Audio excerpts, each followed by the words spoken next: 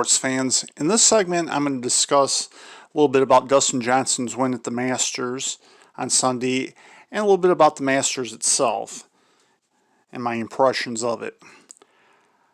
Dustin Johnson won the Masters with a record-setting score of 20 under par, which is the lowest aggregate scored par in a major. He tied Justin Day's record at the 2015 PGA Championship and Henrik Stenson's mark at the 2017 British Open. I was rather surprised that he was able to do it because he had not won a major when leading after 54 holes. And when he bogeyed, I believe it was 3 and 4, or wasn't that, was 4 and 5. I thought it was going to start slipping away like the 2010 U.S. Open did. But he did a heck of a job of pulling it back together, and he did not make a single bogey from that hole onward and went on to card, I believe, 7 more birdies. Yeah, actually 5 more birdies to shoot 68 for his record-breaking score, which broke Tiger Woods' record, which Jordan Spieth tied in 2015, Tiger Woods having done it in 1997. The other thing that surprised me, besides the fact that he pulled it together, was how quickly he did it. And I was very impressed. I was really impressed.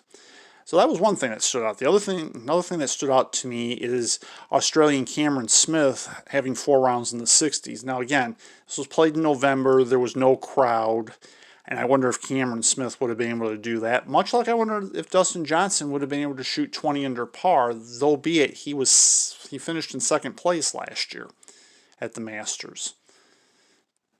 So it makes it interesting, and to me, to really legitimize this win, I would say Dustin Johnson would need to win another Masters. But somehow I get the feeling like he won't.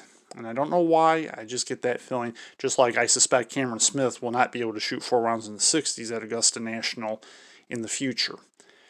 The other thing is you had an up-and-coming Mexican golfer, which I didn't know of any Mexican male golfers before, by the name of Abraham Ancer, who played really well at the start until he faded sometime in the late 3rd round or into the early 4th round. But he did a heck of a job.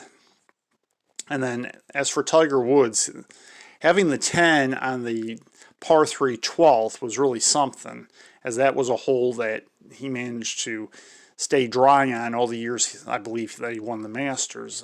It really bid him on Sunday. However, to his credit, he went on to not only not make a bogey after that, but he had bogeys on 15, 16, 17, and 18, which is the first time he's parred those 4 holes in succession in any round at Augusta National. And he ended up finishing at 1 under par, and I was very pleased with him for doing that. Because normally, and especially in his younger days, he would have been throwing a fit, and he probably would have shot 80 or somewhere in the 80s. He pulled it back together, and that was truly a consummate professional effort on his part.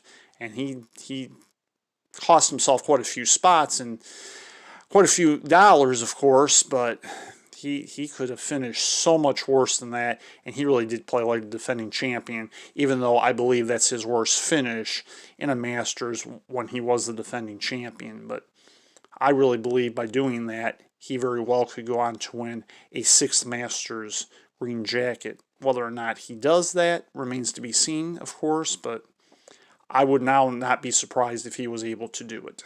He may not win any of the other majors ever again, but I do believe he can tie Jack Nicklaus in winning a 6th Masters title. In the next segment, I'm going to talk about the Lions game that was played on Sunday, as well as some things you may not know about that.